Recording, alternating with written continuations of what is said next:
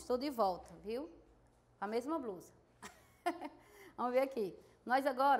Né, na aula passada, nós falamos estava falando da quebra da Bolsa de Valores de Nova York, não é?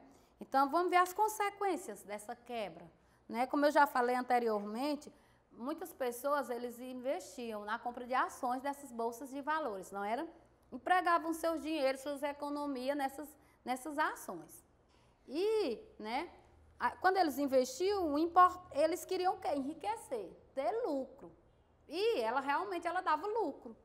Né? Eu já contei vários exemplos para vocês de como aumentava, não é, o lucro.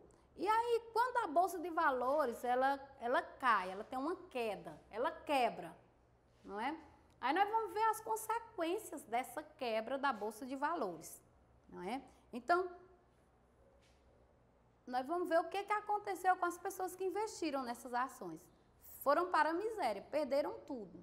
Teve empresa que até fechou, não é? Com a quebra da Bolsa de Valores. Agora, no texto do livro de vocês, é bem claro, porque cada livro, né, é o mesmo assunto, mas sempre tem alguma coisa a mais que os autores, eles falam. Né, os historiadores, eles falam sobre, não é, esse mercado econômico dos Estados Unidos. Então, vocês não pensem que nos Estados Unidos não tem miséria, não tem pobreza, não tem racismo, que tem tudo isso. Viu? Então, quando ele diz os Estados Unidos é a primeira potência mundial, a impressão que muitas pessoas da idade de vocês têm é como se lá fosse o melhor lugar de se viver. Primeiro, não é? A gente não entra nos Estados Unidos de qualquer maneira, não. Para se entrar nos Estados Unidos, passa por um processo, né, de vistos. Vai ver quem é a pessoa. É 2 vistos para entrar nos Estados Unidos. Seu documento passa por 2 especulação. Eu chamo especulação porque lê sua vida todinha para poder você entrar lá. Por quê? Porque lá é um país, como lá é uma potência mundial, a gente sabe que lá tem ataque terrorista, né, direto. Então, eles têm medo, não é qualquer pessoa que pode entrar nos Estados Unidos, né, porque você pode ser uma vítima. E tem que entrar, pessoal, de maneira legal, porque se você entrar de maneira ilegal, o que vai acontecer? Se acontecer algum problema com você lá, surge uma guerra, surge um ataque terrorista, que nem aqueles das Torres Gêmeas. Como é que você vai ser deportado para cá, seu corpo? Né? E, por exemplo, se você está vivo lá, como é que você vai mandar de volta? Né? Você viu que nessa época aí do início da pandemia, vocês do 9º ano, tinha muita gente querendo vir embora. E é um processo, né, muito, assim, muito minucioso. Então, quem está lá de forma ilegal, corre o risco. E por que isso acontece? Então, nós vamos estudar agora. Então, muitos especuladores estadunidenses recorria a empréstimos bancários para comprar ação. Com esse crash, eles chamam crash da bolsa, que é a queda, eles não tiveram como pagar empréstimos que foi contraídos. Então, assim, os bancos ficaram sem dinheiro para garantir os valores depositados nas contas de milhares de correntistas, o que provocou a quebra do sistema bancário. Então, sem dinheiro, os clientes que estavam guardando nos bancos simplesmente desapareceram, acreditando que o mercado conseguiria reorganizar a situação. O governo dos Estados Unidos cruzou os braços perante a crise. O mercado, porém, não conseguiu restabelecer-se por si só, sem a ajuda do governo. E a economia capitalista entrou em uma crise que se prolongou por vários anos e ficou conhecido como Grande Depressão, essa crise. E essa crise foi provocada justamente por a queda. Então, vamos ver. Os efeitos da crise se estenderam pela maior parte do mundo durante a década de 1930. Os países da Europa Ocidental foram os que mais sentiram a crise. Os Estados Unidos não só cortou os empréstimos que faziam algum deles, como também cobravam as dívidas contraídas por eles, prejudicando aí a já a fragilidade econômica que ele tinha conseguido na guerra. Era um mundo pós-guerra. Então, o que foi que os Estados Unidos fez quando nós estudamos na aula passada, na Primeira Guerra Mundial, com os perdedores da guerra? Ele emprestou dinheiro. Não foi? Ele mandava produtos para essas regiões, esses países da Europa que tinham perdido a guerra. Agora, com a queda da Bolsa de Valores, os Estados Unidos estavam o quê? Querendo, não podiam mais mandar e que estava cobrando o que tinha emprestado. Né? Então, eles se viram numa situação, pessoal, digamos assim, num beco sem saída, em outras palavras. Eles estavam precisando de ajuda e aí agora eles tinham que, né, pagar a conta.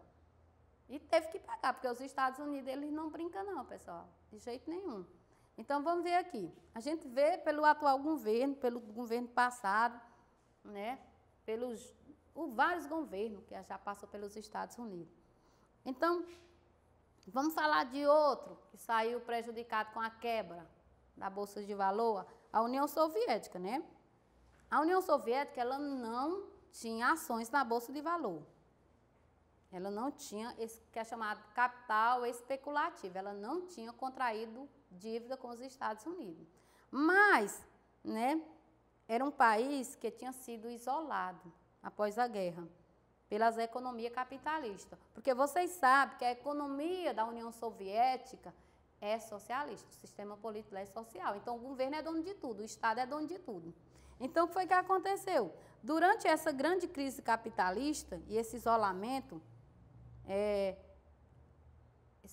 que eles, né, por si só, aderiram, botaram em prática, os soviéticos, eles estavam fora desse resultado, né, que era da Bolsa de Valor. Mas só que eles também estavam sofrendo uma depressão econômica. Então, os Estados Unidos, os trabalhadores foram os que mais sentiram os efeitos da crise nos Estados Unidos. Por quê? Eu disse a vocês que o governo não estava nem aí para a crise. Depois é que ele começa a cobrar esse ele está retirando proveito da crise dos Estados Unidos, né? Da crise dos empresários dos Estados Unidos. Então, em 3 anos, a população de desempregados lá nos Estados Unidos, que era 40 mil pessoas, passou a ser 14 milhões, nos quais, sem poder contar com o sistema de previdência, atendimento médico, social, eles não tinham. E foram jogados na miséria. E aí está mostrando, né? Parecendo uma favela grande no Rio de Janeiro. Isso é um país desenvolvido, essa situação que vocês estão vendo aí nas fotos. E a economia se recupera e vem o New Deal, né? Isso é 1933. Então, presta atenção, quantos anos depois? A crise foi em 1929. Aí vem a New Deal em 1933. Então, não é muito tempo depois, 4 anos depois. Então, vamos ver. Tem um democrata chamado Franklin Roosevelt, ele assumiu a presidência dos Estados Unidos, eleito com uma promessa, recuperar a economia do país. Então, o que ele faz, né? Com esses 14 milhões de desempregados no país naquele momento. O novo presidente, ele adotou um ambicioso programa de combate à crise, né, que ficou conhecida como New Deal, ou seja, novo acordo em português. Com base, né, em programas e pelo abandono do liberalismo e a adoção de uma política de intervenção direta do Estado, e com a preocupação econômica, ele toma algumas medidas. Essas medidas, ele via como uma saída, né, para combater a especulação e os efeitos desastrosos da política de livre mercado, né, adotada até aquele momento. Então, o programa dele, né, desse Franklin Roosevelt, que era o presidente dos Estados Unidos, ele adota medidas econômicas de um britânico, que esse britânico, ele tem o papel de regulador do Estado nas atividades econômicas, para evitar ou reduzir os efeitos de uma crise. E aí tem umas medidas que foram tomadas por eles. Eu vou ler, só vou ler aqui e a gente debate para poder terminar a aula. Então, aqui, primeiro, uma das medidas tomadas por ele. Realização de ações para aumentar o rendimento dos agricultores. Fixando os limites à produção, recuperando os preços e o fornecimento para incentivar a exportação. Foi uma medida tomada por ele, né? Aumentar os rendimentos do agricultor para que ele pudessem produzir mais. E aí pudesse até botar esses produtos para serem exportados. Outra medida tomada por ele, criação de um programa de auxílio à indústria, com concessão de finanças a juros baixos e a compra de ações ou nacionalização de empresas em dificuldade em processo de falência.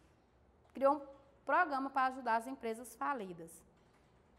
Não é nem as falidas, aqui estava falindo, né? Em processo ainda de falência. Depois, reduziu a jornada de trabalho semanal e a criação de novos postos de trabalho com a realização de um programa de construção de obras públicas, aumentando aí a oferta de emprego. Ele fez dessa maneira, reduziu as horas do trabalhador para que mais gente fosse trabalhar, fosse inserido nas empresas, chamado para trabalhar. E ainda, o que foi que ele fez? Aumentou obras públicas. Né, aliás, começou a construir várias obras públicas para dar emprego à população. E, por último, a fixação de um salário mínimo para cada trabalhador.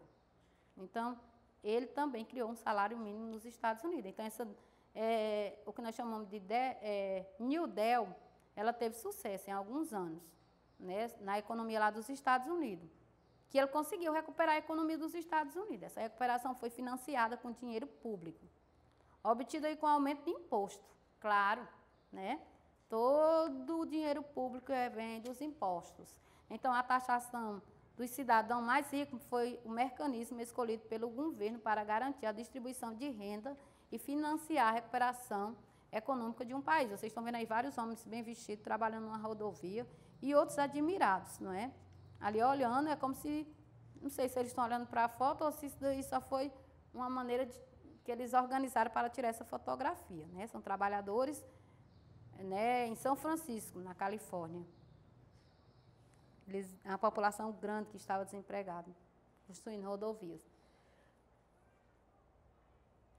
Desculpem aí, viu? E aí nós, né? Então, quando o governo, a gente vê, quando ele quer, ele consegue medidas para desenvolver a população do seu país. E aí a gente vê. Aí, na próxima aula, nós vamos ver o totalitarismo na Europa. E eu queria que vocês assistissem um filme, O Menino do Pijama Azul, que fala um pouco sobre como os nazistas eles se comportavam. Vocês tiram aí um dia, domingo, uma noite, e assistam esse filme. O Menino do Pijama Listrado. É um pijama azul listrado. Eu não sei de quem é esse filme. Né?